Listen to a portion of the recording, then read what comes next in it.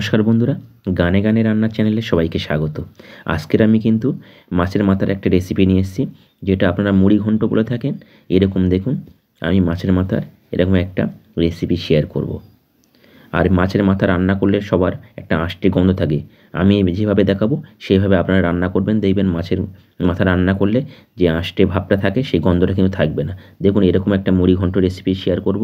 তা চলুন কীভাবে বানাচ্ছি সেটা আপনাদের সাথে শেয়ার করি, আর আপনারা আমার সাথে থাকুন। প্রথমে দেখুন, এখানে কড়াইতে তেল নিয়ে নিয়েছি, পরিমাণ মতন সর্ষের তেল। তো তেলটা গরম হয়ে গেছে। তো এই তেলের মধ্যে আমি দেবো সব আমি কেটে রেখেছি আগে দিয়ে।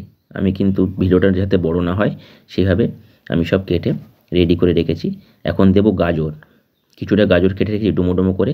গাজরগুলো ভেজে নিচ্ছি। দেখুন, সব সময় যখন আপনারা রান্না করবেন তেল বেশি দিয়ে ভাজাভুজিটা করবেন, তাহলে দেখবেন তেল কম লাগবে। আমি সবসময় যখনই রান্না করি বেশি তেলে সব ভাজাটা করে নিই, তারপর তেলটা উঠিয়ে নিই, তারপরে রেসিপিটা বানাই। দেখুন, আলু আর গাজরটা এইভাবে ডুমো ডুমো করে কেটে আমি ভেজে নিচ্ছি।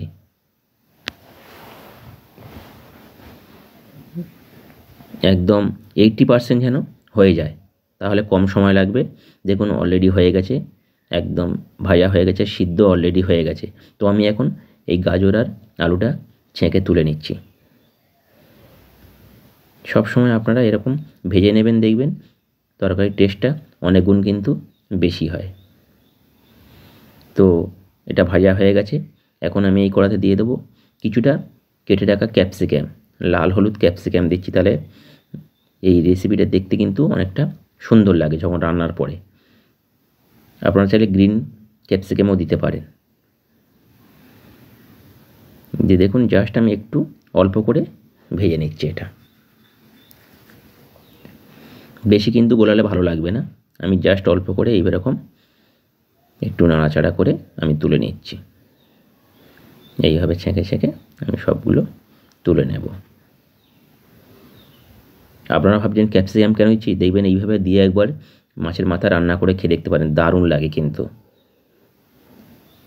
বেশ কিছু অনুষ্ঠান বাড়িতে এইভাবে ক্যাপসিকামও দেওয়া হয়। এখন আমি দিয়ে দেবো মাছের মাথাগুলো। এই তেলের মধ্যেই মাছের মাথাগুলো ভেজে দেবো। মাছের মাথা একটু বেশি দিলে কিন্তু খেতে ভালো লাগে। আমি অনেকগুলো মাছের মাথা দিচ্ছি এখানে।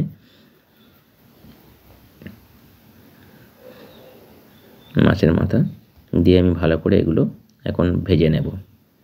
দেখুন, অলরেডি ভাজা হয়ে গেছে। আবার এক চালান ভেজে নেব। প্রথম ব্যাচটা ভেজে নিলাম। মাছের মাথা একটু বেশি, তাই আমি দুবার করে ভেজে নিচ্ছি। আর মাছের মাথা বেশি দিলে কিন্তু খেতে ভালো লাগে সবসময় মুড়ি ঘন্টতে, কম দিলে তেমন ভালো লাগে না। মুড়ি ঘন্ট মানেই মাছের মাথা। তো আবার যেটুকু ছিল অবশ্যই সেগুলো দিয়ে ভেজে নিচ্ছি এইভাবে। দেখুন, অলরেডি ভাজা আমার হয়ে গেছে, তুলে নিলাম। আর তেল এখন কমিয়ে দেবো। আমি এখন তেল কমিয়ে দিচ্ছি। দেখুন, তেল তুলে নিলাম। দিয়ে এর মধ্যে দেবো 3টে শুকনো লঙ্কা ফোড়নের জন্য। দিয়ে দেবো একটা তেজপাতা কেটে এইভাবে। জাস্ট একটু গন্ধ বেরোলে আমি এখানে দিয়ে দেবো 5 ফোড়ন। 5 ফোড়ন দিয়ে দিলাম। দিয়ে এখন মশলাটা একটু জাস্ট 2-4 সেকেন্ড আমি হতে দেব। যখন একটা ভালো গন্ধ ছাড়বে তখন আমি এর মধ্যে কিছু পেঁয়াজ, আদা, রসুন এগুলো অ্যাড করব। দেখুন, অলরেডি একটা গন্ধ ছাড়ছে। আমি এখন দেবো কেটে রাখা 2টো পেঁয়াজ বড় সাইজের। যেহেতু মাছের মাথা রান্না করা হচ্ছে তাই আমি একটু পেঁয়াজ বেশি দিচ্ছি। আর বন্ধুরা, যখন আপনারা বাজার থেকে মাছের মাথা আনবেন তখনই কিন্তু মাছের মাথাটা একবার ধুয়ে বা দুবার ধুয়ে তারপরে যে পাত্রের মধ্যে ধুচ্ছেন সেই পাত্রের মধ্যে মাছের মাথাগুলো দিয়ে জল দিয়ে 2-3 চামচ ভিনিগার দিয়ে ভিজিয়ে রাখবেন। 2-3 চামচ ভিনিগার দিয়ে মাছের মাথাগুলো ভিজিয়ে রাখবেন। দেখবেন মাছের মাথা থেকে আষ্টে গন্ধ চলে গেছে। আর মাছের মাথা যখন রান্না করার পরে যখন খাবেন সেই গন্ধটা কিন্তু থাকবে না। একটা আষ্টে গন্ধ থাকে, সেটা থাকবে না। বা আপনারা পাতিলেবু দিয়ে ভিজিয়ে রাখতে পারেন চিপে। পাতিলেবু থেকে ভিনিগার দেবেন, তাহলে একদম গন্ধটা থাকবে না। দেখুন, এখানে মশলাতে আদা, রসুন এবং কাঁচা লঙ্কা, টমেটো দিয়ে ভালো করে কষিয়ে নিলাম। হলুদ দিলাম, লবণ দিলাম, জিরে দিলাম এবং ধনে দিলাম। দিয়ে মশলাটা ভালো করে কষিয়ে নিচ্ছি। একটু রেড চিলি পাউডার দিলাম কালারের জন্য। দিয়ে এখন মশলাটা এইভাবে ভালো করে কষিয়ে নেবেন। মাছের মাথা রান্না করতে হলে একটু আদা রসুন বেশি লাগে, তো আমি সেই পরিমাণে দিয়ে দিলাম। দিয়ে এইভাবে নাড়াচাড়া করে আমি দিয়ে দেবো মাছের মাথাগুলো। মাছের মাথাগুলো সবসময় এরকম যখন মশলা কষাবেন তখন মশলার সাথে কিন্তু কষাবেন, ওই লাস্টে ডালের মধ্যে কিন্তু দেবেন না। মশলার সাথে সবসময় কষাবেন, এরকমভাবে দেখবেন গন্ধ ভাবটা একদম কেটে যাবে। আর মাছের মাথা ভেজে রেখে তুলে রেখে লাস্টে ডাল যখন ফুটে যাবে তখন দেবেন, দিলে কিন্তু গন্ধ ভাব আসবেই। আমি দুরকম টিপস বলছি, আপনারা এইরকম অ্যাপ্লাই করতে পারেন, দেখবেন মাছের মাথা রান্না করে খেয়ে দেখবেন একদম গন্ধ ভাব থাকবে না। এইভাবে বেশ কিছুক্ষণ কিন্তু মশলার সাথে নাড়তে হবে আপনাদেরকে। যখন এরকম নাড়াচাড়া হয়ে যাবে তখন আমি এখানে সিদ্ধ করে ভেজে রাখা আলু, ক্যাপসিকাম আর গাজরটা দিয়ে দিলাম।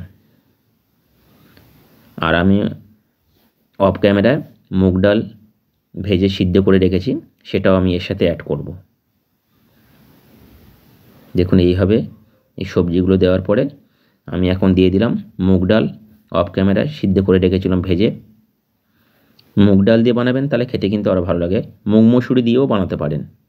দেখুন ডালটা দেওয়ার পরে ভালো করে এইভাবে কিন্তু আমি নাড়তে থাকবো, এর সাথে মিক্স করব ভালো করে।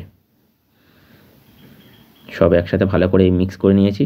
এখন দিয়ে দেবো একটু উষ্ণ গরম জল, যেটার মধ্যে ডাল সিদ্ধ করেছিলাম সেটার মধ্যে একটু জল দিয়ে আমি এইভাবে ফুটিয়ে নিয়েছি। একটু উষ্ণ গরম জল দিলে কিন্তু খেতে ভালো লাগে আর টেস্টটা বেশ ঠিক থাকে। দেখুন এখন এইভাবে আমি কিন্তু ফোটাবো, বেশি জল দেবো না, এটা একদম মাখা মাখা হবে, তাহলে খেতে ভালো লাগবে। দেখুন অলরেডি আমার কিন্তু ফুটে গেছে। এখন দেবো স্বাদ মতন চিনি, যেহেতু গাজর দেওয়া আছে বেশি চিনি দেবো না, অল্প করে আমি চিনি দিচ্ছি।